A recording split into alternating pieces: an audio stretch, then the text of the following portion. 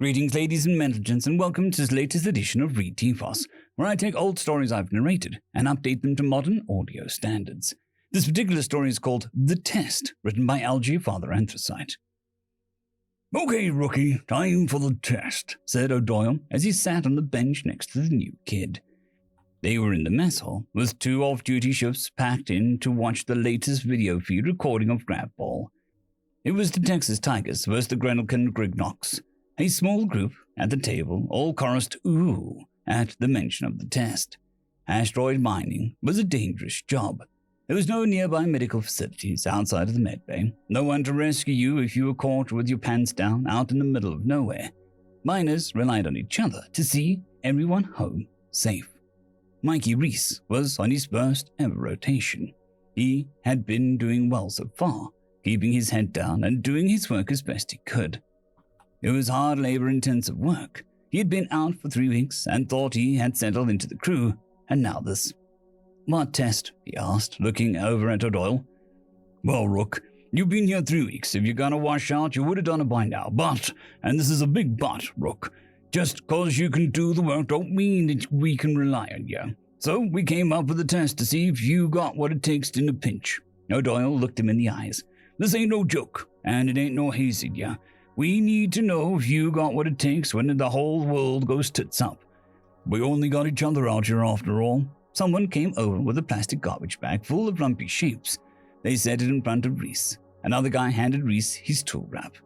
Everyone at the table was looking at Reese. No one was smiling. No one was laughing.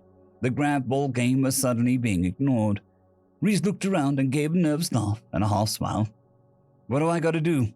"Here's the deal, Rook. The bag has 2 different styles of plasma coupler in it. You got 30 minutes to make them both work at the same exhaust discharge before the engine goes critical." Someone dropped a small beaten-up exhaust system onto the end of the table. "The rules are you can use any tool you got in your wrap, and anything that you can scavenge from inside a hopper." Hoppers were the small ships miners used to cut the whole chunks of asteroid to the main mining ship for processing and refining. The hoppers were all roughly the same size, a crew of 4, pilot, co-pilot, tech specialist, and crewman. Tech specialists ran the laser drills that cut the asteroids into chunks or operated the tractor beams to haul them in for processing. The crewman, Reese's job, was to help the tech specialists and run around the hopper, dealing with any issues that might crop up. With so much heavy equipment and so much mass floating around, things like small hull punctures were common, and engines often got damaged by debris. This effectively meant that Reese was short-order repairman, patching whatever failure the hopper had until the shift ended and it could get properly fixed in the mining ship's dock. "What happens if I can't make it work?" "You finish your bid, and you don't get asked back," said O'Doyle. "We ain't trying to be mean, Rook. We just don't want to die out here, and I hope neither do you. Time starts now." Reese dumped the bag out on the table and immediately saw the issue. The exhaust was a Bailey Type 2, which used a vented plasma coupler, and the couplers in the bag were ventless. One was too large, the other too small. Reese grabbed a pencil from his wrap and the 2 couplers from the table and pulled the exhaust discharge unit over to where he was sitting. He placed each coupler on the table plasma vent space and marked a length on each. He knew from training that Bailey 2s required venting of plasma state gas at operational loads. So without the couplers, the engine would eventually overpressure and fail. If that happened, everyone would lose a day of work while rescue had to happen.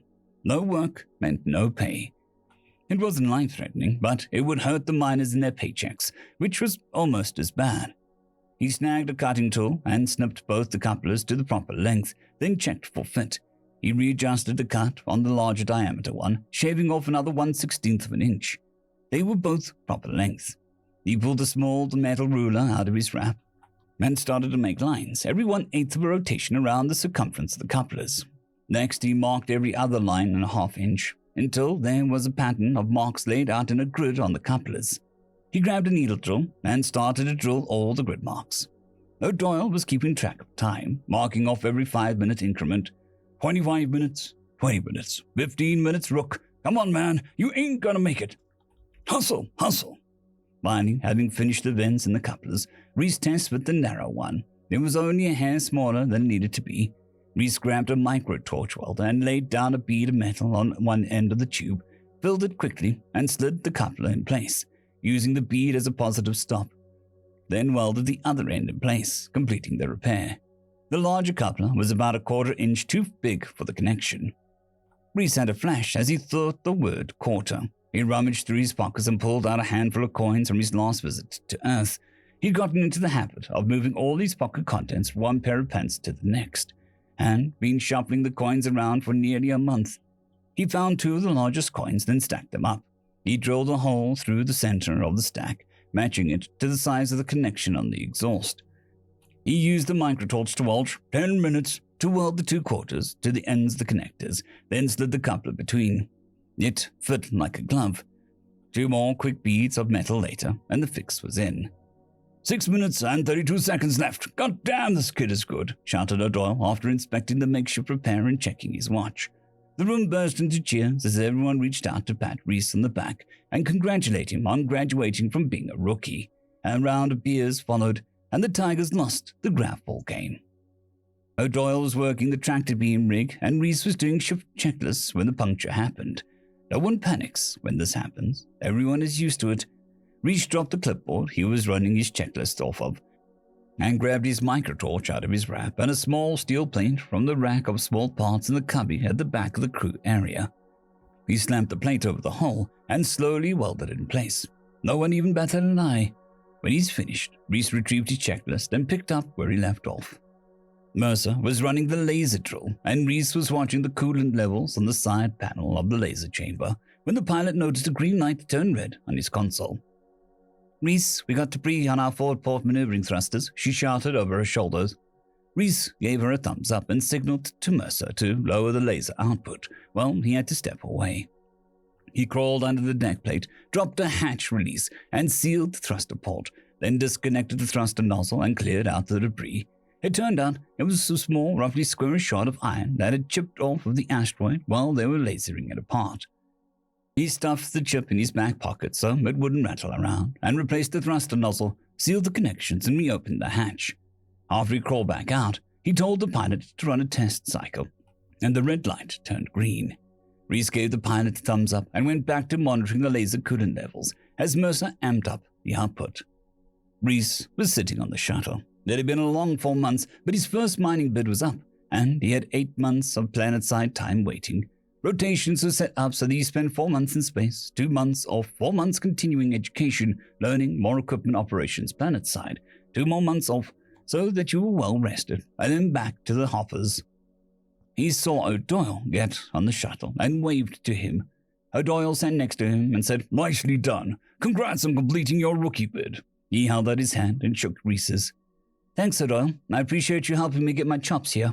He held out a thin leather strap, and on it were a quarter and a quarter-sized billet of asteroid iron, both held on the leather strap with a tiny, expertly installed loop.